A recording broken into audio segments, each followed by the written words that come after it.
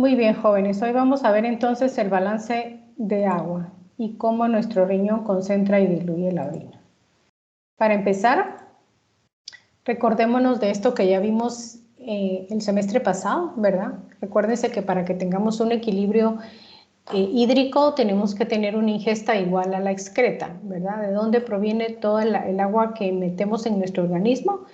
Del agua metabólica que se produce durante la combustión de los nutrientes, del líquido que ingerimos con los alimentos, es decir, del agua que va dentro de las comidas y de los líquidos que ingerimos, que es tal vez la cantidad más abundante, ¿verdad? 1200 mililitros al día, incluso algunas personas más. Esto es un promedio. ¿Y cómo vamos a excretar el agua? Lo vamos a excretar a través del sudor. Esta cantidad va a depender del clima y de la actividad física. A través de las heces, más o menos, si no hay diarrea, 150 a 200 mililitros al día. Las pérdidas insensibles, recuérdense que son por evaporación a través de la piel y a través de la respiración. Y las únicas pérdidas que son reguladas son a través de los riñones, más o menos 1500 mililitros al día en promedio, dependiendo de la ingesta, ¿verdad? Bueno, otra cosa importante, el sodio, ¿verdad? La cantidad de sodio, recuérdense que es el ion más abundante del plasma y es el que determina la osmolaridad. Recuérdense también que la osmolaridad va a estar normalmente en un rango entero, 175 y 300 miliosmoles.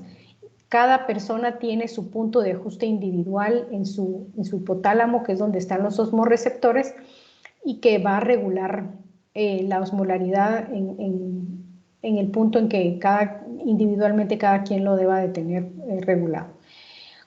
El balance de agua corporal va a estar controlada por la sed, ¿verdad? La ingesta, lo que nosotros ingerimos generalmente está gobernado por la sed, es decir, si estamos teniendo baja cantidad de agua corporal, pues nos va a dar sed. Aunque la costumbre actualmente es estar ingiriendo agua todo el tiempo, aunque no tengamos sed, ¿sí? La excreción renal de agua es la otra forma en que se va a regular el agua corporal a través de los procesos de filtración y reabsorción, tanto de agua como de solutos, ¿verdad? Y que van a producir orina diluida u orina concentrada dependiendo de nuestro balance de líquidos. Entonces, ¿qué pasa si tenemos deprivación de agua? Es decir, si no tomamos mucha agua durante el día, ¿verdad? Entonces, el no estar tomando tanta agua durante el día tampoco quiere decir que nos vayan a dañar los riñones. Simple y sencillamente se va a echar a andar este mecanismo que vemos acá, ¿verdad? Que también es lo que ocurre cuando la persona se deshidrata, ¿sí? La osmolaridad del plasma se va a elevar, o también pasa cuando ingerimos mucho sodio, ¿verdad? La osmolaridad del plasma se va a elevar, entonces esta osmolaridad va a ser percibida por los osmorreceptores del hipotálamo, y entonces estos osmorreceptores van a empezar a enviar señales a dos sitios. El centro de la sed, que también está en el hipotálamo, y esto nos va a llevar a buscar beber agua, ¿sí?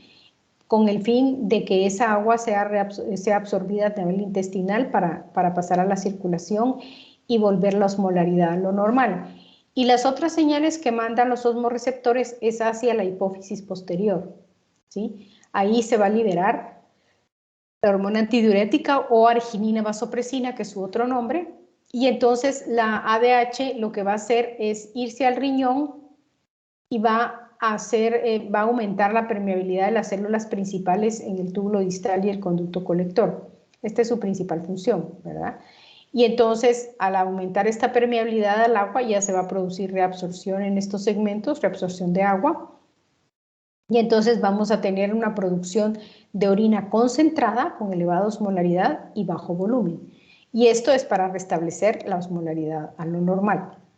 ¿Qué pasa si tenemos un exceso de ingesta de agua? ¿Qué es lo que normalmente hacemos, verdad? Estar tomando mucha agua. Entonces esta agua lo que va a pasar es que al ser absorbida por el intestino, va a disminuir la osmolaridad del plasma. Esta señal va a llegar a los osmorreceptores y entonces los osmorreceptores ya no van a enviar señales al centro de la sed, ¿verdad? Para que ya dejemos de estar tomando agua, y ya no va a enviar señales a la hipófisis posterior, de tal suerte que se cancela la secreción de hormona antidiurética. Y entonces los segmentos distales de la nefrona van a permanecer impermeables al agua. ya no se va a producir reabsorción de agua a ese nivel, por lo tanto vamos a tener una producción de orina hiposmótica, ¿sí? Diluida y con alto volumen. Y entonces esto restablece la osmolaridad a lo normal, ¿verdad? ¿Alguna pregunta? Doctora, Dígame. así como yo muchas veces he escuchado que los nutricionistas a los pacientes con ansiedad les recomiendan mucho la ingesta de agua, ¿verdad? Como dicen, como que, tiene hambre, tome agua para que no le dé hambre o que sienta sensación de llenura. En Así este es. caso, o sea, yo sé que no es así como que, sí, se van a dañar los riñones ni nada de eso, pero sí puede llegar a causar tal vez alguna otra afección, tanta ingesta de agua. No, en realidad si sus riñones funcionan normal, lo que va a estar pasando es que vamos a estar yendo a orinar a cada rato, ¿verdad? Que es lo que ocurre con las personas que empiezan a tomar mucha agua. Parte del agua va a ser absorbida por las células y pues lo que mencionan, ¿verdad? Va a mejorar la turgencia de la piel y el estómago se va a llenar y nos va a dar menos sensación de hambre porque la distensión abdominal va a mandar señales al hipotálamo. No se va a dañar nada. En realidad, si nuestros riñones están sanos, no se van a dañar, ¿sí? La cuestión es que eventualmente, si tenemos algún proceso de deshidratación, como el riñón está acostumbrado a estar produciendo orina diluida, va a tener que volver a acostumbrarse a concentrar orina, ¿sí? Entonces, en realidad, el tomar agua por montones, así como nos recomiendan de 6 a 8 vasos al día, ¿verdad? No va, el no tomar esa cantidad de agua no va a dañar nuestros riñones, simple y sencillamente vamos a estar siempre reabsorbiendo agua a nivel renal, ¿verdad? Y eventualmente pues nos va a dar sed y vamos a ir a tomar un poco de agua, ¿verdad? Recuérdense también que no es que no tomemos agua durante el día nunca. Cuando comemos siempre nos tomamos un vaso de fresco, ¿verdad? O un vaso de agua pura, lo que sea, cualquier líquido. Entonces ingerimos agua al estar comiendo. No solo agua del extra, sino que los alimentos que contienen agua, ¿verdad? Si uno come mucha fruta, ingiere bastante cantidad de agua que está dentro de los alimentos. Entonces, en realidad, son puramente cuestiones de recomendaciones nutricionales, ¿sí? Y además eso les sirve a los nutricionistas para poder calcular bien el porcentaje de grasa, porque recuérdense que la grasa tiene menos cantidad de agua. Entonces, estas balanzas lo que hacen es medir la impedancia eléctrica, o sea, la resistencia de los tejidos del cuerpo a la transmisión de una corriente eléctrica mínima en milivoltios. Digamos, uno lo paran en una balanza que tiene unas cositas de metal, ¿verdad?, en la base. Esos son electrodos. Entonces, lo que miden es la resistencia a la corriente eléctrica que pasa a lo largo del cuerpo. En los sitios donde hay mucha agua, en las células que guardan mucha agua, que es, por ejemplo, el músculo, entonces el paso de la corriente es fácil. Si uno tiene más porcentaje de músculo que de grasa, la impedancia eléctrica va a ser menor. Si uno tiene más cantidad de grasa que de músculo, la impedancia eléctrica va a ser mayor. Y entonces a partir de ahí se calcula el porcentaje de grasa del cuerpo. Entonces, para tener una mejor evaluación nutricional, le recomiendan a uno estar tomando 6 a 8 vasos de agua cuando uno está en control nutricional, ¿verdad? Pero no es que se dañen los riñones ni de tomar mucha agua ni de tomar poca. La realidad es que no, ¿verdad? ¿Alguna otra pregunta? Muy bien. Entonces, revisemos qué es lo que pasa o cómo está la concentración de solutos en el intersticio del riñón. Esto es importante para que luego podamos entender el mecanismo multiplicador contracorriente, ¿sí? Aquí tenemos un corte transversal del riñón y entonces esto nos sirve para ilustrar el intersticio renal, ¿verdad? Aquí tenemos la corteza renal, y todo esto que vemos es la médula renal. La médula va a estar dividida en segmentos, ¿verdad? La médula externa, que es estas dos tiras que vemos aquí, en la médula externa también se distinguen la franja externa de la médula externa y la franja interna de la médula externa. Y luego tenemos la médula interna. Este es el sitio en donde se recuerdan que las nefronas yuxtamedulares tienen su asa de Henle profundamente metida aquí, ¿verdad? Y entonces es donde realmente se va a dar el proceso de concentración y dilución de la orina. Ahora, la médula renal tiene una característica, ¿sí? Toda esta área de aquí, sombreadita, tiene la característica que el líquido que baña este intersticio es hiperosmótico, ¿sí?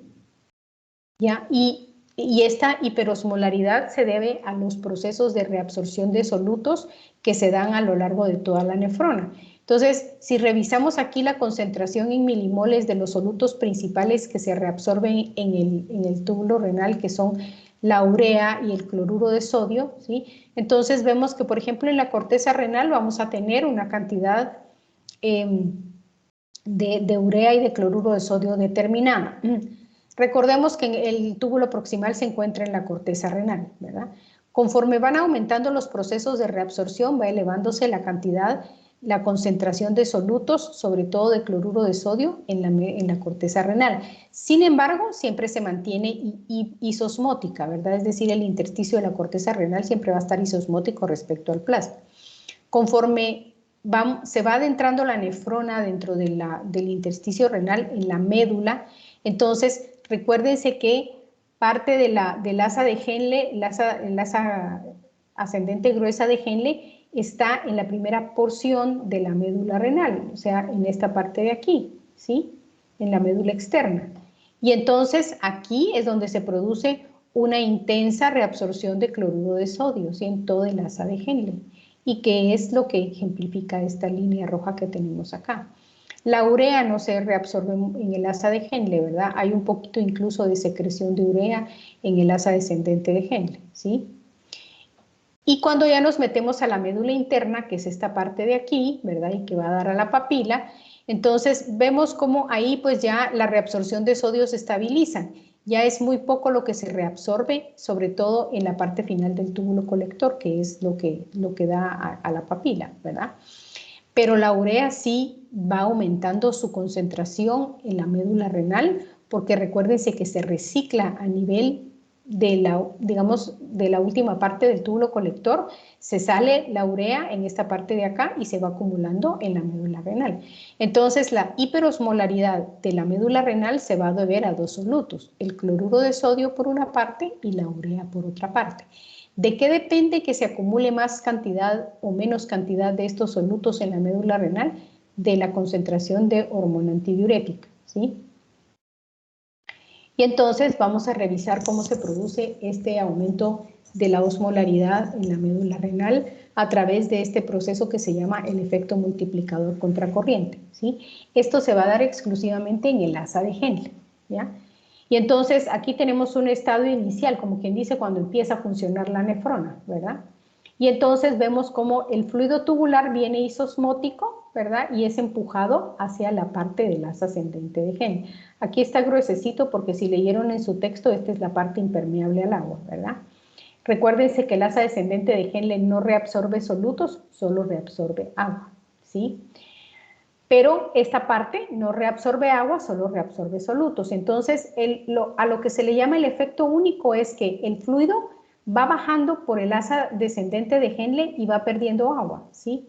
Entonces, mientras que el flujo aquí va perdiendo agua y se le va saliendo el agua, se va poniendo hiperosmótico.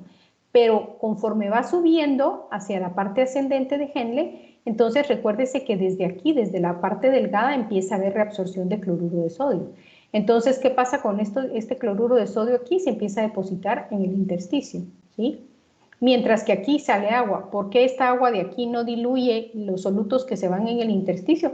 Porque se mete de una vez, se mete a los vasos rectos. El agua se mete rápidamente en los vasos rectos. Entonces permite que se acumule un poco de una cierta cantidad de solutos aquí. Luego empieza a bajar nuevamente fluido del túbulo proximal, ¿verdad? Entonces va bajando el fluido del túbulo proximal, se va perdiendo agua, se va acumulando y entonces empuja el fluido para acá. Y este fluido que va empujado para acá con 400 miliosmoles empieza a perder solutos, ¿sí?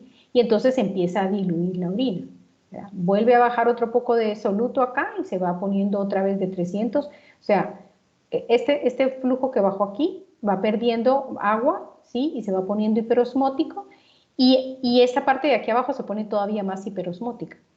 Y cuando sube aquí, los solutos empiezan a perder y se van metiendo dentro del intersticio y van haciendo más hiperosmótico el intersticio, mientras que cada vez más el flujo va diluyéndose. Entra otro poquito de fluido aquí y entonces se va multiplicando el efecto, si se dan cuenta, ¿verdad? Hasta que lleguemos a una osmolaridad que cuando se está produciendo orina diluida, la osmolaridad aquí va a llegar hasta 600 miliosmoles, mientras que si se está produciendo orina concentrada puede llegar hasta 1400 miliosmoles, ¿sí? Entonces el efecto se va multiplicando, cada vez que va bajando fluido del túbulo proximal, se va multiplicando el efecto de aumentar la osmolaridad, tanto en este lado del asa descendente de Henle como en el intersticio de la médula renal, mientras que el líquido aquí se va diluyendo. ¿Alguna pregunta? Yo sí, doctora, es que fíjese que yo sigo sin entender, o sea, sé que en el libro decía que la función era meter el cloruro de sodio en el líquido intersticial, pero no entiendo la función así, o sea, por qué funciona la multiplicación, o sea, ¿cuál es la función de la multiplicación contracorriente? O sea, ¿qué va a provocar o qué va a generar Va a en... provocar reabsorción de agua cuando se necesite concentrar la orina, ¿sí? Va a provocar, por una parte, hace que aquí aumente la osmolaridad en el intersticio para que el agua que sale de aquí se pueda reabsorber. Acuérdese que el agua sale por ósmosis. Si el agua si va a haber bastante agua aquí, pero aquí mucho soluto, el agua tiene que salir, ¿verdad? Va a salir por ósmosis. El asunto aquí es que el agua sale por ósmosis y no se queda acumulado en el intersticio, sino que se mete dentro del vaso recto de una vez. Entonces, generar esta hiperosmolaridad en el intersticio es la fuerza conductora que mueve el agua hacia afuera en el túbulo descendente, en el asa descendente de Henle. Y por otro lado, cuando ya estamos concentrando la orina, que hay presencia de ADH, el hecho de que esta médula renal se vuelva muy hiperosmótica hasta 1200 miliosmoles es la fuerza conductora para que se pueda reabsorber en el conducto colector en el momento en que hay hormona antidiurética. Esa es la razón por la cual es hiperosmolar aquí, para favorecer ese movimiento de agua, ¿sí? Ya, es una fuerza impulsora entonces, Exacto, es y es un de que va de gradiente. poco a poco. Exactamente, así es. Entonces Gracias, doctora. usted mira aquí cómo se va poniendo hiperosmolar. ¿Por qué? Porque como aquí está hiperosmolar, el agua se va saliendo, ¿verdad? El punto es que aquí hay muchas acuaporinas. Al asunto aquí es que no hay acuaporinas. Entonces, para que esta médula se vuelva hiperosmótica, tiene que salir solo soluto de este lado, ¿sí? Y la otra cosa que vamos a ver, que es el mecanismo, bueno, vamos a revisar el de la urea y de ahí vamos a ver el mecanismo de intercambio contracorriente que se da en los vasos, ¿sí? Ahora, ¿qué pasa con la urea? Que es el otro soluto que pone hiperosmolar la médula renal, porque en una parte es responsabilidad del cloruro de sodio que está en el asa de Henle y el otro es de la urea. Entonces, aquí esta imagen es de lo que pasa con el manejo usual de la urea, como generalmente estamos bebiendo mucha agua y entonces aquí esta es la ilustración de lo que pasa con la orina diluida, ¿verdad? Se recuerdan que se filtra la urea, se reabsorbe 50% de la carga filtrada en el túbulo proximal y de ahí ya no se reabsorbe en ningún lado. Ahora, el punto es que aquí se recuerdan que se secreta urea, se vuelve a meter urea en el asa de Henle. ¿De dónde sale esta urea que se mete aquí? De esta urea que se reabsorbe en la parte final del conducto colector. Aquí hay transportadores de urea y aquí siempre está saliendo una pequeña cantidad de urea, ¿verdad? Una regular cantidad de urea, aun cuando estemos diluyendo la orina. Entonces sale urea por acá y se mete un poquito en el asa de Henle y otra se va, y otra pues vuelve otra vez a meterse aquí y se va en la orina, ¿verdad? Entonces esta urea que sale aquí se recicla, se ve en el asa de Henle, de tal suerte que cuando llega al túbulo distal, ¿sí?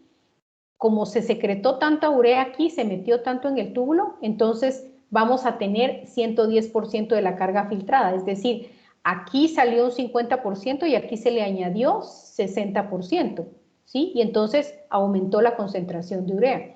Y se va toda esta urea por aquí, un poco de urea se vuelve a salir y se vuelve a reciclar acá, ¿verdad?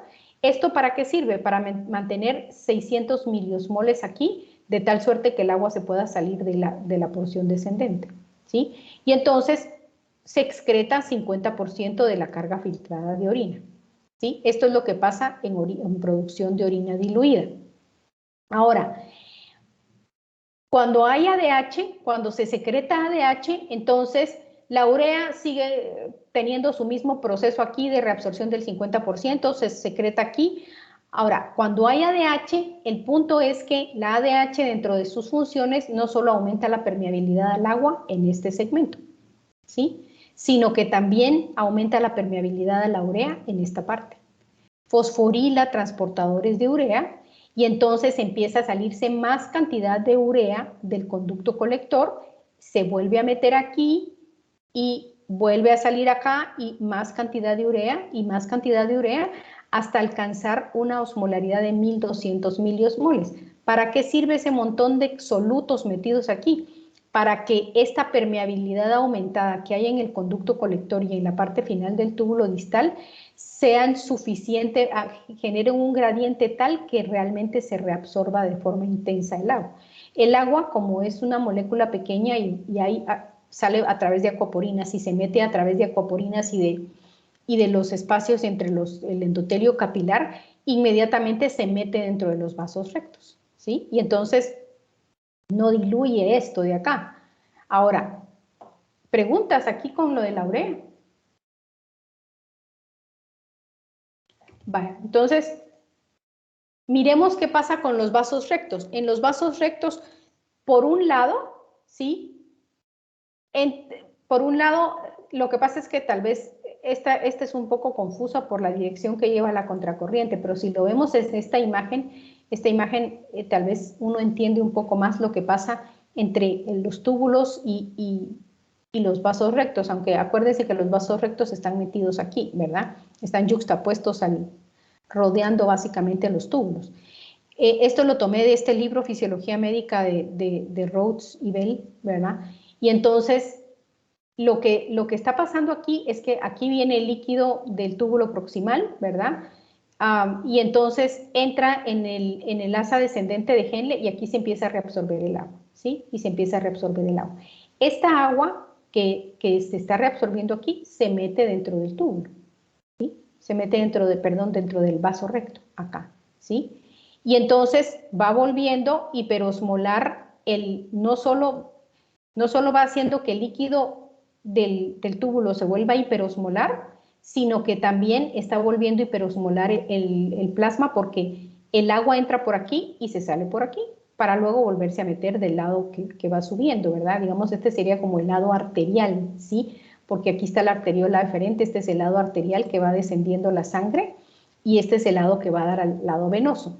Entonces, del lado arterial se mete el agua, se mete cloruro de sodio, luego se vuelve a salir aquí el agua y se vuelve a meter en esta asa, ¿verdad? Por eso es que el agua no diluye nunca el intersticio, ¿sí? Entonces, bueno, y entonces llegamos a una conclusión, que el fluido tubular, el intersticio medular y la sangre que va por los vasos rectos van a tener la misma osmolaridad, van a estar en equilibrio, ¿sí? Bueno, entonces empieza a ascender el líquido por el asa de Henle, ¿sí? Y entonces aquí es donde se empieza a salir todo el soluto, el agua ya no se mueve, sino que todo el soluto, este es el soluto, el cloruro de sodio que se va a acumular aquí. Y aquí podemos ver la urea, ¿verdad? Este es el soluto que se empieza a acumular aquí, ¿sí? Y entonces sube todo el fluido tubular acá, aquí se supone que ya tenemos hormona antidiurética y entonces, como hay un gradiente, ¿sí? Esta orina aquí viene diluida, porque aquí se diluye, si ustedes se dan cuenta, aquí se empieza a diluir el fluido tubular, ¿verdad? ¿Por qué se empieza a diluir? Porque todo este segmento ascendente de Henle es impermeable al agua hasta la primera porción del túbulo distal. Ahí no se absorbe agua, entonces el líquido se diluye, ¿sí? Y entonces cuando ya llega diluido aquí, se empieza a reabsorber agua. Esta agua se va a meter en los vasos rectos, ¿sí? Y entonces, en esta parte de los vasos rectos. Y entonces se va concentrando el fluido tubular porque se le va saliendo todo el agua. Siempre se sigue reabsorbiendo solutos. Aquí ven ustedes que se reabsorbe sodio, el potasio se puede reabsorber o secretar, ¿verdad? Se sigue reabsorbiendo cloruro de sodio y aquí se reabsorbe la urea, ¿sí? Todo el conducto colector reabsorbe sodio. ¿sí? Entonces se sigue acumulando cloruro de sodio aquí y luego se empieza a acumular urea, ¿sí? Y entonces, ¿qué pasa? Cuando ya la sangre va subiendo en el vaso recto, ¿sí? Va disminuyendo, va ascendiendo en la médula, que va perdiendo osmolaridad, porque la médula, la parte interna de la médula está profundamente hiperosmótica, pero conforme asciende a la médula externa, ya es menos hiperosmótico aquí, ¿verdad? Está en 400, 600, 500, entonces el vaso recto empieza a soltar solutos, ¿sí? Entonces, estos solutos que suelta el vaso recto, ya se vuelven a quedar acumulados aquí. Va ascendiendo la sangre, va soltando solutos y se la va metiendo el agua, y cuando alcanza la corteza va a alcanzar una osmolaridad similar a la de la corteza, ¿sí? Mientras que aquí se está produciendo orina concentrada porque se le está saliendo el agua, ¿ya? Y digamos, en el caso de que estemos produciendo orina diluida, ¿sí? Más o menos es el mismo procedimiento, con la única situación que aquí no se reabsorbe agua. Entonces, por eso no hay tanto reciclaje de urea, no hay tanta absorción de soluto aquí. Cuando tenemos hormona antidiurética se reabsorbe más ávidamente el soluto aquí, ¿sí? En todo este segmento, que cuando estamos produciendo orina diluida. Entonces no sale tanto cloruro de sodio en el asa de Henle, de tal suerte que la osmolaridad se queda en 600 cuando estamos produciendo orina diluida, ¿sí? Suficiente, generando un gradiente suficiente para que el agua salga de este segmento. ¿Preguntas? Doctora, o sea que por esta razón es de que cuando hablábamos solo de los túbulos o de las diferentes porciones, era que en el túbulo proximal empezaba isosmótico, luego empezaba hiperosmótico, y ya cuando ascendía se volvía hiposmótico. Así es, exactamente. Este es el mecanismo que explica esos cambios, ¿verdad? ¿Por qué aquí solo se reabsorbe agua? ¿Sí? Aquí se reabsorbe agua porque se tiene que igualar la concentración del fluido tubular con el líquido que está en el intersticio medular, ¿verdad? Por eso es que aquí solo se reabsorbe agua. Como aquí hay tanto soluto, siempre va a haber un poquito de entrada de soluto acá para emparejar las concentraciones, como vimos que se mete un poquito de cloruro de sodio y un poquito de urea, ¿verdad? Bueno, la urea se recicla siempre, ¿sí? Entonces, eso ayuda a la hiperosmolaridad de aquí. ¿Por qué tiene que haber hiperosmolaridad en este fluido? Porque de aquí en adelante lo que se reabsorben son solutos, ¿sí? Tiene que haber suficiente soluto para reabsorberse aquí, ¿ya? Y entonces ya llegar el fluido diluido. Si no hay hormona antidiurética, entonces se sigue reabsorbiendo soluto en estos segmentos y se empieza a diluir la orina. Y entonces lo que está haciendo nuestro riñón es excretar el exceso de agua que le metimos a nuestro cuerpo. Ahora, si tenemos deprivación de agua, entonces se secreta hormona antidiurética y toda esa agua que nuestro riñón está moviendo acá, que va diluido aquí, ¿verdad? Entonces ayuda a reabsorber el agua para que se vaya en los vasos rectos y que mantenga la osmolaridad plasmática estable, ¿sí? Perfecto, gracias. Cuesta un poco al principio entender ese relajo, pero por eso es que uno mira primero todos los procesos de reabsorción que se dan en la nefrona. Cuando llegamos aquí ya entendemos cuál es la causa de tanta reabsorción también, ¿verdad? Aparte de mantener estables las concentraciones de electrolitos, ¿sí? Sí, pues, y esto también explica lo que usted me dijo de que prácticamente cuando tomábamos mucha agua no era que era dañino, sino que íbamos al baño a cada rato. ¿Por qué? Porque hay tanto exceso que lo que está haciendo no es reabsorberla en la última porción, sino que la excreta, ¿verdad? Entonces Exacto, sí, sacando el exceso para no diluir el plasma, sí, pues sí, es por eso que ¿verdad? cuando uno lo dicen como que, ah, sí, orinaste amarillo, es porque te falta, o sea, no tomas agua, por ejemplo, porque está una orina muy Exacto. concentrada, ¿verdad? La orina concentrada. Por ejemplo, les digo que la hormona antidiurética, uno de los estímulos para secretar hormona antidiurética es durante el sueño, ¿verdad? Eso es lo que hace que no estemos levantándonos a medianoche a orinar 2 o 3 veces, ¿sí? Si dormimos nuestras 8 horas, pues, ¿verdad? Ahora, si tomamos mucha agua, incluso nos tomamos un poco de agua antes de acostarnos, de seguro nos vamos a levantar en la mañana a medianoche a orinar, ¿verdad? Siempre va a ser así. Y entonces, ¿Por qué se secreta la hormona diurética durante el sueño? Porque entonces eso nos ayuda a reabsorber el agua durante el sueño para no estarnos levantando a orinar durante la noche, ¿verdad? ¿Sí? Y entonces, pero si pasamos, y esa es la razón por la que cuando tenemos la primera orina de la mañana, la primera orina de la mañana es concentrada, porque se ha secretado un poco de hormona antidiurética de noche cuando estamos durmiendo, ¿verdad? Otra pregunta.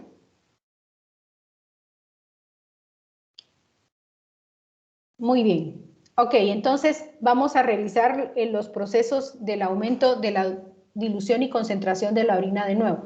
Para producir orina diluida vamos a tener no que aumente la reabsorción de solutos, en realidad no es que aumente, sino que se produce la reabsorción normal de solutos que se tiene que producir. Lo que pasa es que disminuye la reabsorción de agua, ¿verdad? Entonces vamos a producir una orina con un aumento de volumen, pero con un líquido hiposmótico.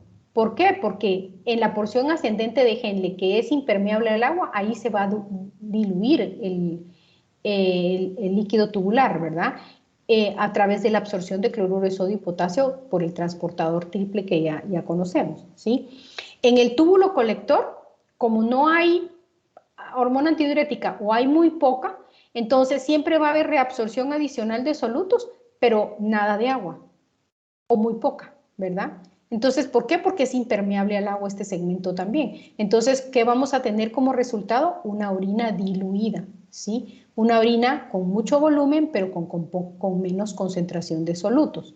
Y entonces, este es el esquema que vemos aquí. Y entonces, solo fíjense en este dato. Aquí viene el dato, el fluido tubular isosmótico baja por aquí, se empieza a reabsorber el agua, Cuando empieza a ascender aquí, se empieza a reabsorber el cloruro de sodio. Esta imagen está en Bernoulli. Y entonces llega la asa ascendente gruesa de Henle a 120 miliosmoles.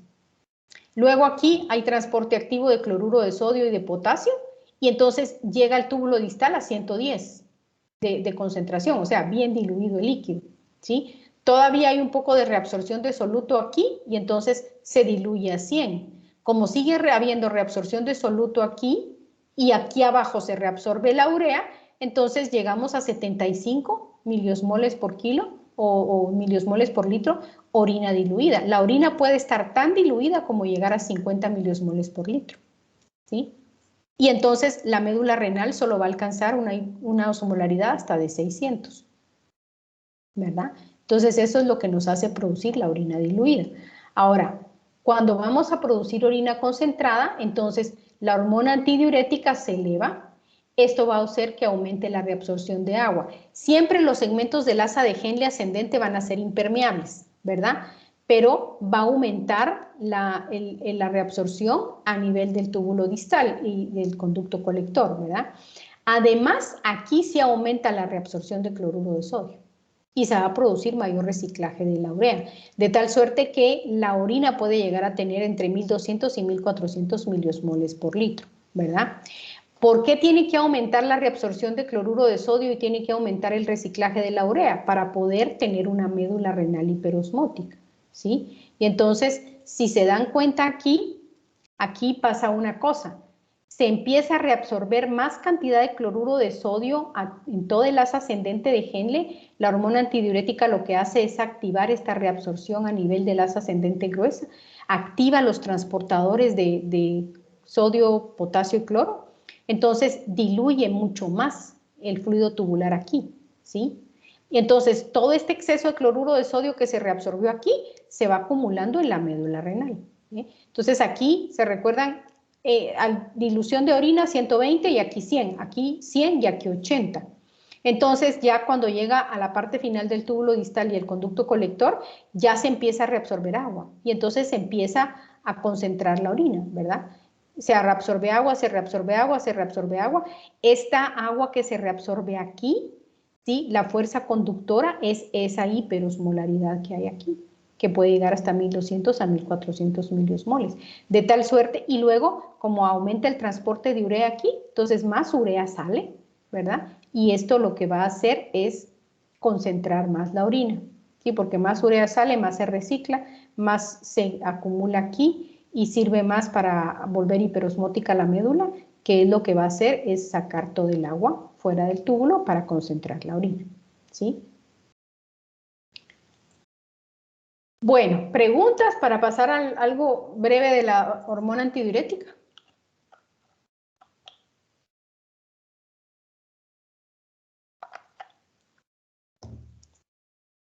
Muy bien. Entonces, la hormona antidiurética o arginina vasopresina, que es su otro nombre, ¿verdad? En algunos textos utilizan casi solo este nombre, ¿verdad? ABP, arginina vasopresina. En otros seguimos usando la antidiurética. Esta hormona se va a sintetizar en neurohormonas del hipotálamo, ¿sí? Del hipotálamo anterior, en dos núcleos que son el núcleo supraóptico y el núcleo paraventricular. Ahí se sintetizan dos hormonas que son la ABP y la oxitocina, ¿verdad? Lo que pasa es que estas tienen dos estímulos diferentes. La ABP se va a secretar por estímulo de angiotensina 2, de osmolaridad, de pérdida de volumen, mientras que la oxitocina se va a secretar por estímulo durante el parto, ¿verdad? Y la lactancia, por la dilatación del cérvix y por la succión del pezón, ¿verdad? Entonces son dos hormonas que actúan diferente, pero se sintetizan, lo que sí tienen es un poco de similitud estructural, ¿verdad? Son sintetizadas con dos péptidos también, ¿verdad? Que se cree que para lo que sirven es para ayudar en el transporte axonal, ¿sí? Para poder transportarse desde el cuerpo de la neurona hasta su segmento final, que llega hasta la hipófisis posterior, ¿sí? Entonces, en realidad, estas hormonas se almacenan en la hipófisis posterior, que es un tejido derivado del sistema nervioso. El núcleo supraóptico es el sitio principal de síntesis de hormona antidiurética, ¿sí? Ahí también se sintetiza oxitocina, pero más hormona antidiurética. El núcleo paraventricular es el sitio de más síntesis de oxitocina, ¿sí? Entonces, aquí se sintetiza principalmente la hormona antidiurética y en la oxitocina. Y cuando reciben el estímulo apropiado, las hormonas son liberadas por exocitosis. ¿Qué estímulos apropiados son los que hacen que se libere hormona antidiurética? Principalmente la osmolaridad del plasma. Aquí vemos en esta gráfica cómo conforme va aumentando la osmolaridad se va elevando la concentración plasmática de hormona antidiurética. Esta es la gráfica de cómo la pérdida del volumen o de la presión sanguínea va haciendo que se aumente la concentración de hormona antidiurética en el plasma, aunque es más recta esta pendiente que esta, ¿sí? Y en esta gráfica comparamos la línea verde, esta de aquí en medio, es solo el estímulo de la osmolaridad, ¿verdad? Esta línea azul que está aquí, esta solo es para el estímulo de la pérdida de volumen. Pero aquí, si tenemos pérdida de volumen y disminución de la osmolaridad, y aumento de la osmolaridad, perdón, la línea va a ser mucho más pendiente que esta, ¿sí? O sea que si encima de todo tenemos pérdida de volumen y elevación de la osmolaridad, las concentraciones de hormona antidiurética se van a liberar muy rápido y van a ser muy grandes. ¿Cuáles van a ser las acciones de la hormona antidiurética en los riñones? Va a aumentar la permeabilidad al agua en la célula principal, ¿verdad? Haciendo que aumente la síntesis y expresión de acuaporinas 2 y que se inserten las que están almacenadas en vesículas, ¿sí? Y va a regular la expresión de acuaporinas 2 y en la membrana vasolateral. Hay libros de texto que mencionan que la membrana vasolateral ya tiene acuaporinas 3 y 4, ¿verdad?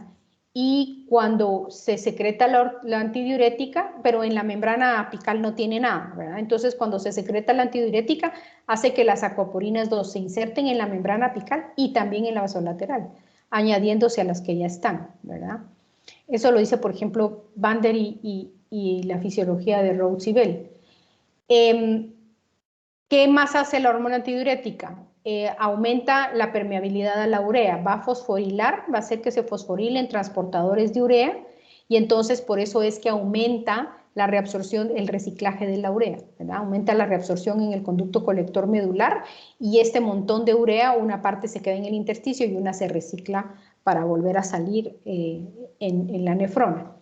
Y luego va a estimular la reabsorción de cloruro de sodio en el asa de Henle, túbulo distal y conducto colector, ¿verdad? Aumentando la actividad de todos los transportadores de cloruro de sodio que hay ahí. Entonces, por eso es que en presencia de ADH, la médula adrenal se pone más hiperosmótica porque se reabsorben más solutos que normalmente, ¿sí? Esta es la imagen de lo que pasa en la célula principal del túbulo distal y colector. Para la hormona antidiurética hay dos tipos de receptores, el V1 y el V2, ¿sí? El V1 está en los vasos sanguíneos, la hormona se llama por eso arginina vasopresina porque sí produce vasoconstricción en los vasos sanguíneos a través de su receptor V1. El receptor del riñón es el receptor V2, ¿sí? Y entonces al unirse al receptor V2 se activa una proteína G que estimula adenilciclasa, aumentan concentraciones de AMP cíclico, el AMP cíclico activa proteinquinasas y estas proteinquinasas fosforilan proteínas que van a ayudar a la inserción de las acuaporinas que están almacenadas en vesículas para que se queden en la membrana apical, ¿verdad? Para que las pongan ahí las vesículas. Esta es con mucho su mayor función, ¿verdad? Aumentar la permeabilidad en la célula principal. Además, tiene todo, ya dijimos todas las demás acciones que ya enumeramos anteriormente. En estas gráficas podemos ver el volumen del filtrado que va en los túbulos renales, ¿verdad? En toda la nefrona. Sin ADH tenemos más producción de volumen, ¿sí? Aquí disminuye por la reabsorción, ¿verdad? En el túbulo proximal. Luego en el asa de Henle, pues va a haber, digamos, no tanto pérdida de volumen porque lo que se va a reabsorber van a ser más que todo solutos y luego se reabsorben más solutos en el conducto medular colector, ¿verdad? Solutos y urea y eso hace que disminuya el volumen urinario, el volumen del fluido tubular. Sin embargo, si tenemos máxima producción de ADH, entonces aquí vemos que el fluido tubular disminuye. ¿Por qué? Porque reabsorbe más cantidad de solutos, ¿verdad? Y en el conducto colector va a reabsorber no solo más cantidad de solutos, sino también agua. Entonces disminuye el volumen del fluido tubular. En esta lo que vemos es la osmolaridad del fluido tubular en toda la nefrona con presencia de ADH y sin ella, ¿verdad? Entonces aquí va isosmótico. Aquí se vuelve hiperosmótico en el asa descendente de Henle, luego se diluye en el asa ascendente de Henle y va diluido por todo el túbulo distal hasta que llegamos al conducto cortical colector y medular que sigue diluyéndose, ¿verdad? O sea, sigue bajando la osmolaridad porque recuérdense que aquí se sigue reabsorbiendo cloruro de sodio y solo se va quedando el agua, ¿verdad? Ahora, ¿qué pasa cuando tenemos máxima producción de ADH? Entonces la osmolaridad de la porción descendente aumenta hasta 1200, luego se empieza a diluir, como ya vimos, ¿verdad? En toda el asa de Henle y la primera parte del conducto del túbulo distal. Y de ahí, aquí, en el conducto cortical, se empieza otra vez a concentrar el fluido tubular, ¿verdad? Se empieza a reabsorber todo el agua y se vuelve hiperosmótico el fluido tubular que va a terminar formando la orina. Muy bien, y en esta tablita están cuáles son los factores que aumentan o reducen la secreción de hormona antidiurética, ¿verdad? Aquí ya están mencionados los tres factores principales que son osmolaridad, volumen sanguíneo, presión arterial. La angiotensina 2, esa es otra de sus funciones, estimular la secreción de hormona antidiurética, ¿sí? Mientras que el péptido natriurético la inhibe, ¿verdad? Cuando hay náuseas o cuando hay hipoxia, aumenta la secreción de hormona antidiurética y fármacos como la morfina, la nicotina y la ciclofosfamida, que esto sirve para tratamiento de cáncer, ¿sí? Es parte de la quimioterapia, o se usa en algunas quimioterapias de cáncer, estas van a aumentar la secreción de hormona antidiurética. Mientras que alcohol, clonidina, que es un antihipertensivo, y haloperidol, que es un antipsicótico, van a reducir la secreción de hormona antidiurética. Entonces, aquí recuérdense que les había comentado, ¿verdad? Que por qué le da uno tanta resaca después de beber exceso de alcohol, porque literalmente está deshidratado, ¿verdad? Hemos estado produciendo orina diluida y excretando orina y orina y orina, y entonces se deshidrata uno. ¿Alguna pregunta?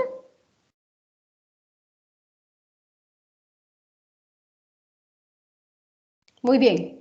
Esta tablita que tienen en su libro, ¿verdad? Aquí están nuevamente las características de la fisiología de la hormona antidiurética, como la deprivación de agua o el tomar agua, pero también están algunas patologías, ¿sí? de la secreción de hormona antidiurética, como esta que es el síndrome de secreción inapropiada de hormona antidiurética, en el que está aumentada la secreción de esta hormona, ¿verdad?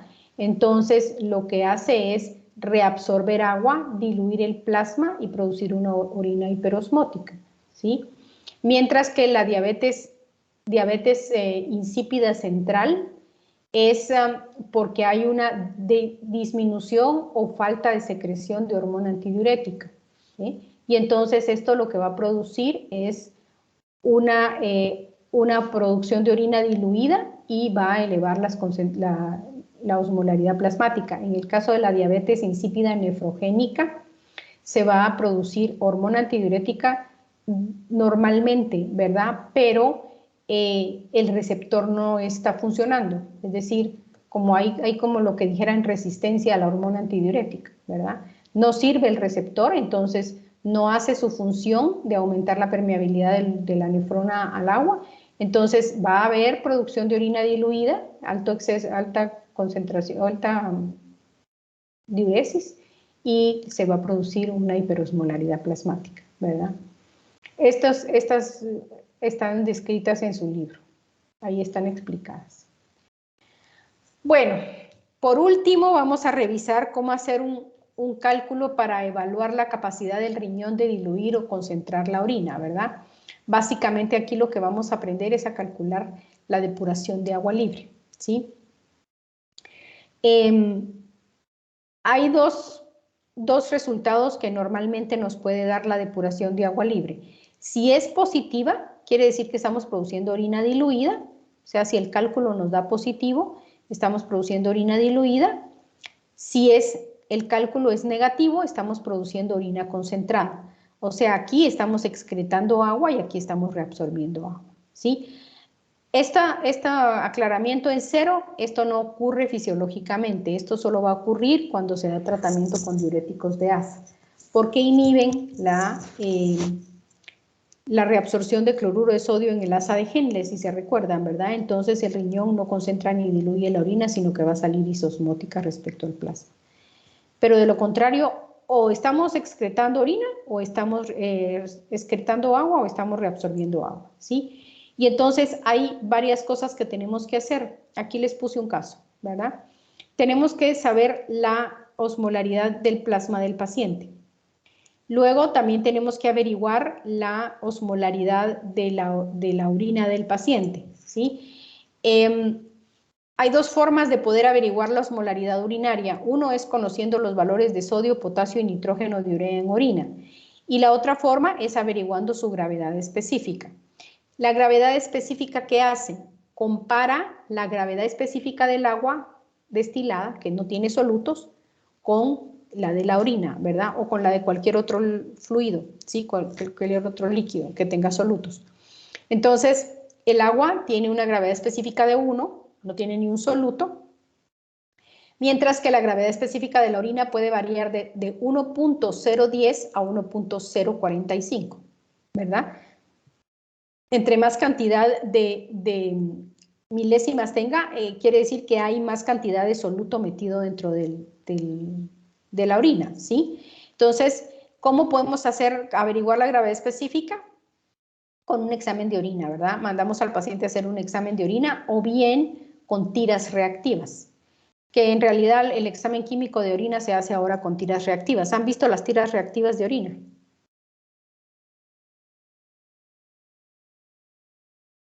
Sí, doctora. Sí, va, pues entonces para los que no, es una tirita de plástico, ¿verdad? Con unos cuadritos pegados ahí, estos cuadritos tienen reactivos, tienen sustancias químicas que van a reaccionar con ciertos solutos en la orina, ¿verdad? Entonces nos dicen, por ejemplo, el pH de la orina, la gravedad específica, si hay proteínas, si hay hemoglobina, si hay urobilinógeno, bilirrubinas, glucosa y leucocitos. Eso es lo que me acuerdo. Ah, y nitritos, ¿verdad? Entonces, nos sirven, en las emergencias de los hospitales van a ver ustedes que todos los residentes andan, los R1 o los R2 andan con los frasquitos de tiras reactivas, ¿verdad? Entonces llega un paciente que uno sospecha por clínica que tiene una infección urinaria o alguna alteración de la orina y entonces le hace una tira reactiva y con eso ayuda al diagnóstico. Por supuesto que es siempre bueno mandar a hacer un examen completo porque también se hace examen microscópico, ¿verdad? Sobre todo si uno está pensando en una infección urinaria. Pero esto nos ayuda, nos da ciertos datos de manera rápida. Entonces, pues utilizamos esta fórmula si nos dan la gravedad específica como en el problema, ¿verdad? Ya con estos datos de osmolaridad plasmática y osmolaridad urinaria ya podemos calcular el aclaramiento osmolar, o sea, el aclaramiento de solutos, ¿sí? Y una vez que ya sabemos el aclaramiento de solutos, ya calculamos la depuración de agua libre, ¿sí? En su libro mezclan las dos fórmulas, ¿verdad? Entonces aquí en lugar de poner aclaramiento de osmolar, pues utilizan esta parte de la fórmula y lo hacen todo junto, ¿verdad? Lo pueden hacer así también, ¿sí? Y entonces vamos a, tengan ahí, consíganse su lapicito y una calculadora y vamos a hacer este cálculo para que tengamos una idea. Más tarde les voy a subir ejercicios de repaso, son 5 problemas en donde ahí van a repasar ustedes cómo calcular la carga filtrada, la excreción y la secreción de lo que vimos al final de la parte antes del parcial, ¿verdad? Que eso ya no lo calculamos, ahí van a encontrar problemas de eso y vamos a encontrar un par de problemas de esto, ¿sí? Entonces, tenemos un paciente que tiene 142 miliequivalentes de sodio, 110 miligramos de glucosa y 22 miligramos de nitrógeno de urea. Su excreta es de 1.5 litros al día y su gravedad específica es de 1.030. Entonces, vamos a hacer primero, vamos a averiguar primero su osmolaridad plasmática, ¿verdad? La osmolaridad plasmática es igual a 2 por 140 más 110 dividido 18 más, Doctora, no es 142. ay sí, perdón, 142. Tiene razón, 142. 22 partido 2.8. Bueno, ¿cuánto les da esto? 297.96. Bueno, pongámoslo 298 para redondear.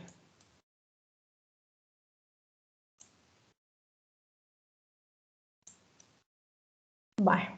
Ahora averiguamos la osmolaridad urinaria. Como tenemos gravedad específica, entonces es 1.030 menos 1 por 36.000. 1080. 1080, exacto.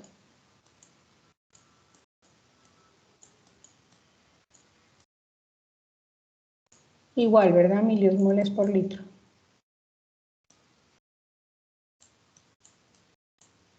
Bueno, entonces ahora si quieren hacen el aclaramiento osmolar primero y después el aclaramiento de agua o lo hacen todo junto, ¿verdad? El aclaramiento de agua es igual al volumen urinario 1.5 litros al día menos la osmolaridad urinaria que es 1080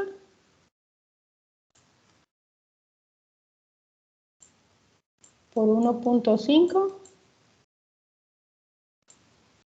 partido 298.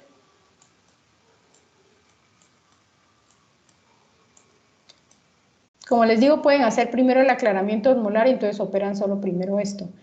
Y de ahí ya hacen el aclaramiento de agua, que es al flujo urinario, le restan esto. Pero más o menos, ¿cuánto le sale aquí? Menos 3.94. Menos 3.94.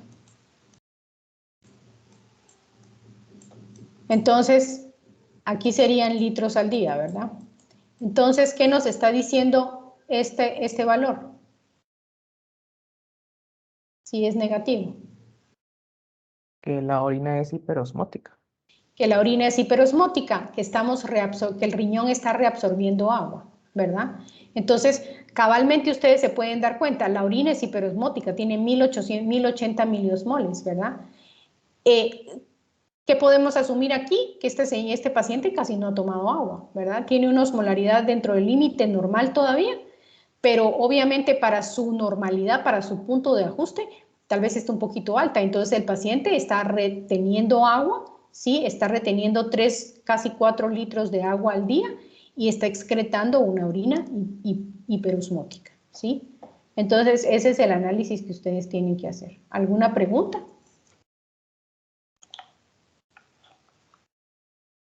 Doctora, ¿cuáles eran los rangos? ¿Los rangos de qué? Es que como usted mencionó que estaba en el límite o algo así.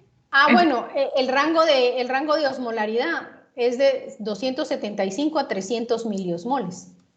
¿Sí? Entonces, este paciente tiene 298 miliosmoles, ¿verdad? Ya entendí, gracias. Sí, ajá, ok.